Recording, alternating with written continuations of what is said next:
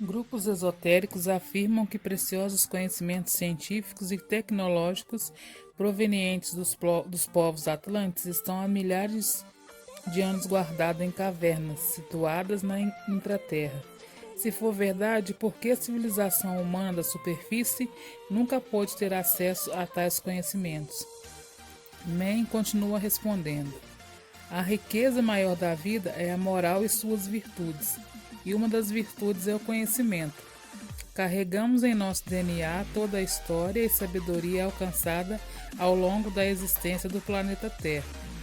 Tal conhecimento nos coloca como mantenedores da vida de todas as raças e espécies que vivem na costa.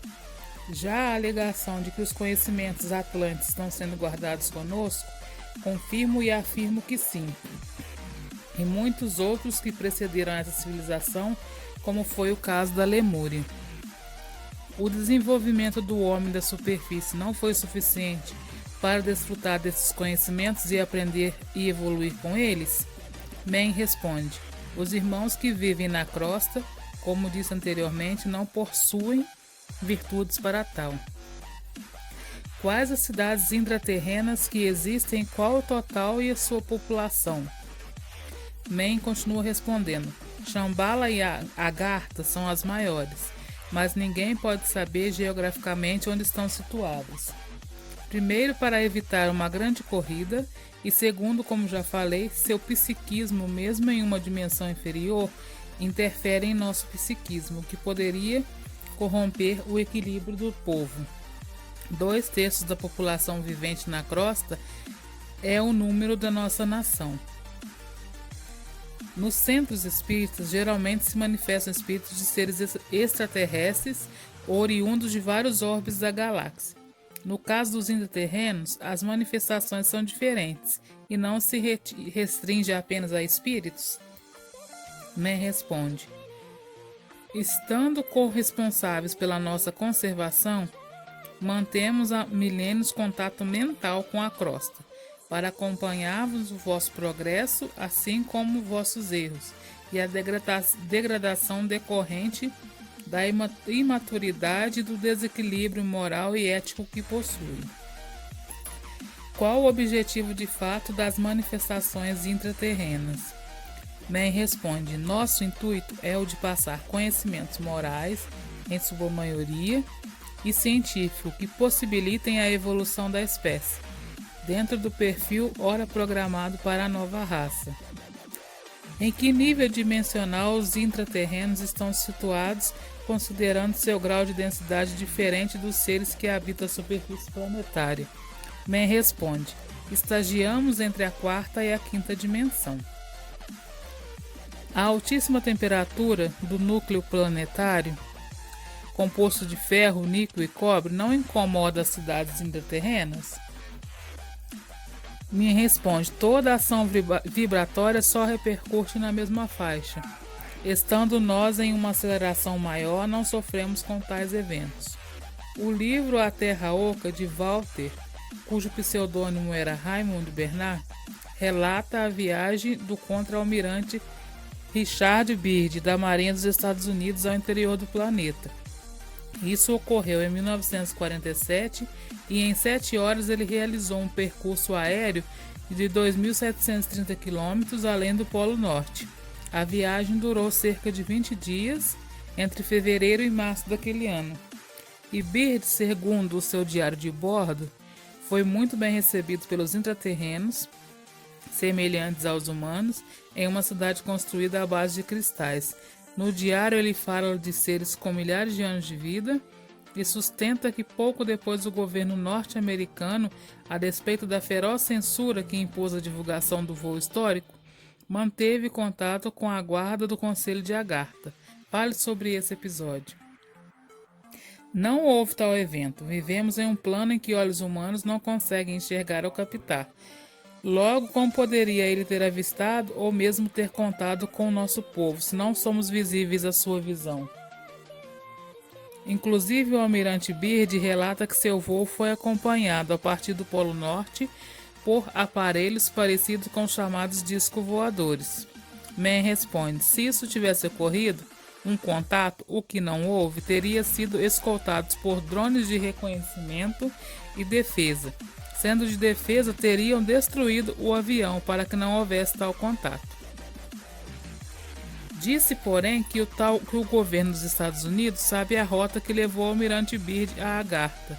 Mas isso tudo, então, é fantasia? Mann continua dizendo: trata-se de uma estratégia para confundir seus opositores, ficando assim evidente para estes que possuem um maior poder que os demais. Dizem-se também que um mestre intraterreno que teria recepcionado Byrd afirma-lhe que a tecnologia nuclear desenvolvida na superfície coloca em perigo a Terra e que por isso a intraterrena motora essa questão, com a ajuda dos aparelhos voadores dotados de sofisticados recursos, ele fez previsões negras para os tempos futuros, mas garantiu que a intraterra ajudaria o homem a se reerguer das ruínas. Esses tempos chegaram? Mann continua dizendo: não houve tal contato, mas dentre as comunicações que são relatadas aos irmãos da costa, uma delas é sobre o mal que a construção de um tal artefato pode trazer para a humanidade. Já a Era Negra, essa já existe e todos podem comprovar com o aumento das guerras e conflitos entre as nações e as condutas não ilibadas.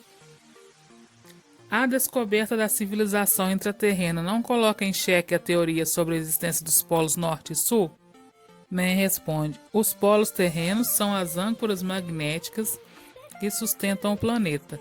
Elas existem, pois se assim não fosse, esse pequeno globo estaria suspenso da zona magnética do Sol, ou seria atraído para o ermo.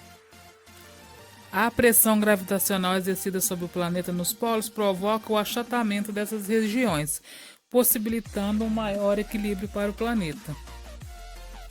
Após o desenvolvimento científico e tecnológico, o homem da superfície conhece muito pouco o seu planeta. O sectarismo religioso e as políticas preconceituosas do Estado contribuem para esse lamentável processo.